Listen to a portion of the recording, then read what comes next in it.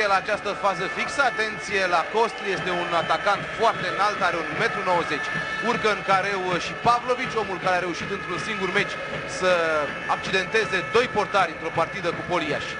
Trebuie o centrare de calitate dacă Vasluiul vrea să pună presiune și este gol marcat de Vaslui.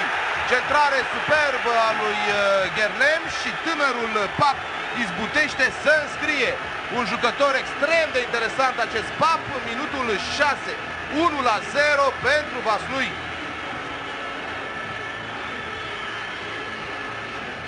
Ai avut gura aurită, ar zice suporterii gazdelor. Într-adevăr, centrarea a fost de calitate.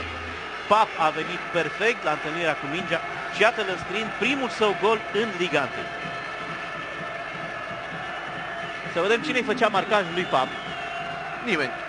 Pap a venit singur. Pap a venit singur la întâlnirea cu mingea.